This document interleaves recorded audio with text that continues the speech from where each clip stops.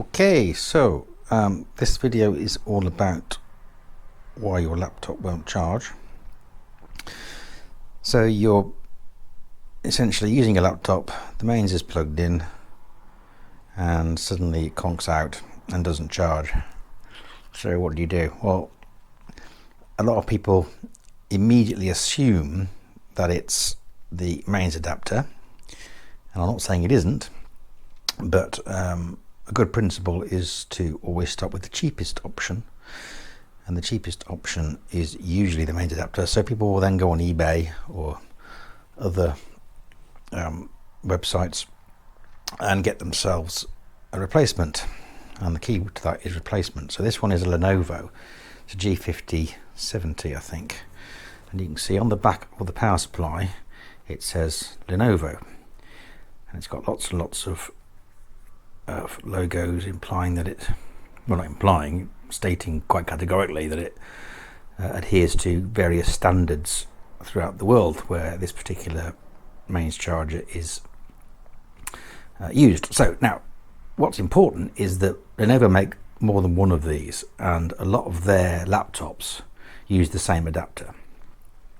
That's just common sense because the voltages involved are very similar, and if they can mass produce one particular mains adapter for all their laptops, it's going to save them a massive amount of money in terms of production, but also in terms of distribution and storage and packing and assembly and everything else.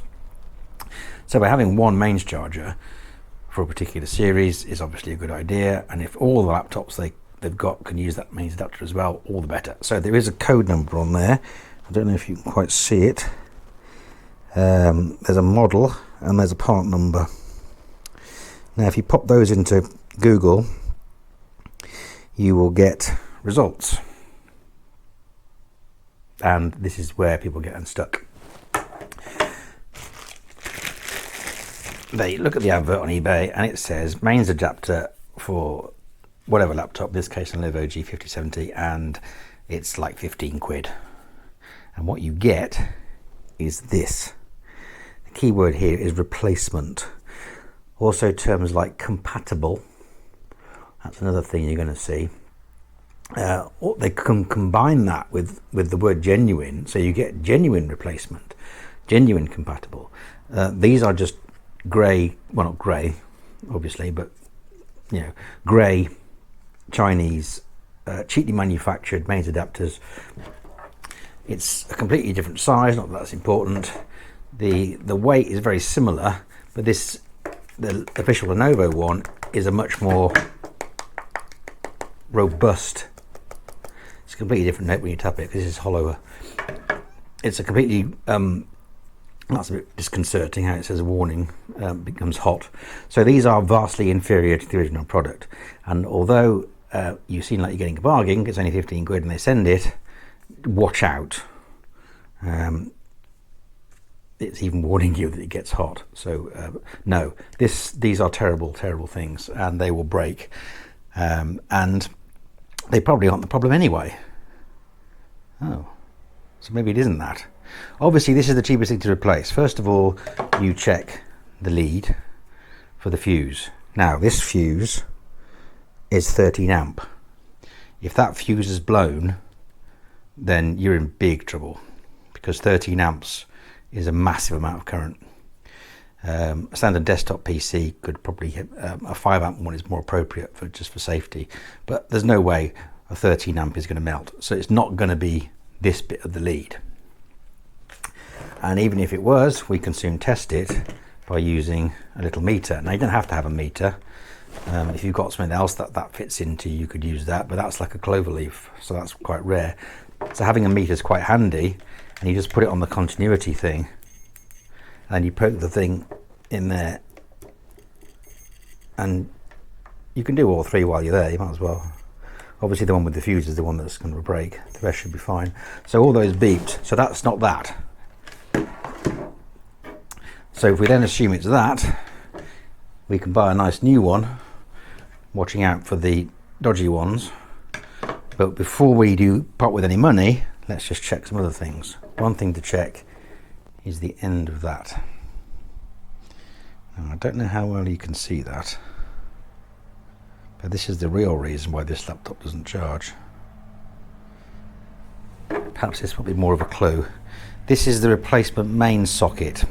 Well, this is the old one actually, not the replacement one, because the replacement one has just been fitted. This is the socket, and I don't know, it's difficult with GoPros. I'm not very good at sort of zooming in close up. They get a bit of a wobble. So that, you can see that's hollow, and it shouldn't be hollow. It should have a plastic pin in the middle of it. And what's happened is the interior plastic pin has snapped off inside the mains power cable because it's got tugged. It's a really badly designed socket, to be fair, but that's why it doesn't work. So if I get a pair of tweezers and tease that out, we should be fine, and this mains adapter probably isn't broken at all. So before you part with any money,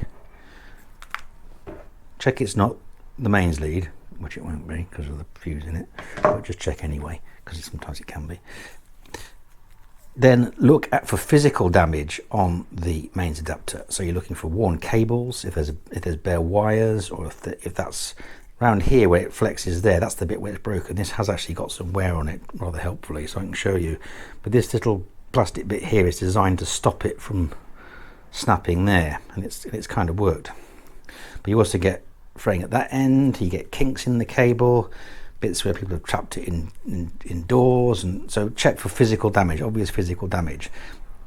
And then you go for the less obvious physical damage, which is there a bit of the socket inside the mains adapter? Especially true for Lenovo ones, because they've got a central plastic plug. And if you notice there's physical damage with that, then it's time to get a new socket. And getting a new socket is reasonably cheap. This was only about a tenner, including the postage. And this one is rather nice because it's on a bit of wire, which means that plugs into the motherboard and that wiggles its way and fits in. It used to be that the socket was surface mounted onto the motherboard, which is a nightmare, because if the socket breaks, you've got to desolder it and resolder it, and that's just a whole world of awfulness.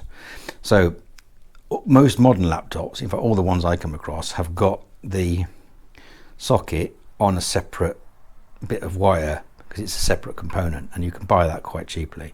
And then it's just a question of taking the thing apart and swapping it over. For this one, the G50-70, you can see now inside the socket, I don't know if you can actually, there, get a glimpse of it, see that plastic bit in the middle?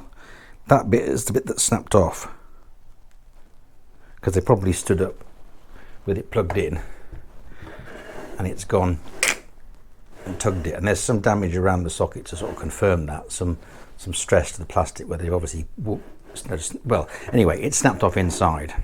So if I take that bit out, this should be okay. So I'll just try and find me a pair of tweezers, which I probably should have got ready before making the video, but as you know, I do it all in one take. So we'll go in the toolbox, and here's the pair of tweezers, and we'll see. Well, that went rather well. That's the bit that's broken off. So that should be inside the socket, but obviously it's not because it snapped off. So now we'll have a look at the mains adapter, and you can, if I twiggle it, you can see the pin glinting. So that there's no physical damage to the actual plug. The plug is fine.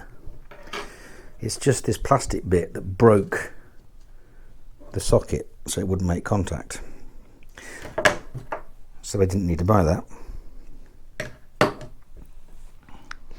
So, very quick summary. Here's what you do. Your laptop doesn't charge. Does the charging light come on? Does the laptop say it's charging? No. First thing to do, check the mains lead. If you can, check the fuse. If you can't check it because you haven't got a multimeter, then don't worry, because it probably isn't going to be that, because a 13 amp fuse doesn't blow, you know, by accident. You've got a serious problem if that fuse is gone. Second thing is to check for physical damage on your mains adapter. Does it have any frayed cables? Does it rattle? Does it have any obvious kinks in the wire where you can see bits of insulation poking out. Is there something stuck in the end of the adapter, of the actual socket, the mains plug? Is there something stuck in? Because if there is, it means you've got damage to the socket. If you don't see any physical damage on the mains adapter, then there is a possibility that it might have burnt out. So you can give it a sniff and see if it smells like it's been on fire, and you'll know because it'll smell a bit burny. The other option is, again, I say if you haven't got a multimeter, you can test the voltage output using a meter. What I'm really saying is just get one of these. Even if you don't, because it's just so useful, and even if you use it once after you've bought it, it's still around in case you need to use it again. So this is I've got a more expensive one somewhere in the garage, but this is the one I tend to go for because it's the one that fits in my toolbox more easily, and it's only a cheap one. They're, you know, about 20 quid or something tops. So then you can test the voltage output on that and see if it's actually producing what it says it's supposed to produce. If it doesn't, then obviously that's broken. If after all that the mains adapter appears to be working correctly, then that saves you wasting your money and getting conned by going for the cheapest one, and it saves you the worry of getting conned at the other end by overpaying, because you really want to get the genuine ones. Don't bother with the other ones, only get the genuine ones. Then have a look at the actual side of the socket and see if there's any physical damage. And if there's physical damage to the socket, then you'll need to replace the socket. And you can either do that yourself or you can get someone to do it for you. But what it means is that if you do ring someone, you can then with some authority say the socket's burst, how much to replace the socket. So you're not paying for any diagnosis, you're not paying for any analysis, you know it's the socket that's broken, and you can just go for it and say, new socket please, how much? And then you'll get a much more refined quote. Yeah, so this one, before they saw me, they complained it didn't charge, and then they thought it was the charger, and they bought a new charger, and it turns out it's not the charger, because this was obviously it caused damage to the socket. So I've replaced the socket, and you know, now it works. So yeah, hope this video helps. It's more the troubleshooting techniques that we're looking at here rather than this particular model laptop, because it works for all of them, and it's what I do anyway. So I'm pretty sure you can do it too. Any thoughts, any comments, obviously stick them in the comments. If you found the video useful, then like it, and like and subscribe, that'd be great. Thanks for watching.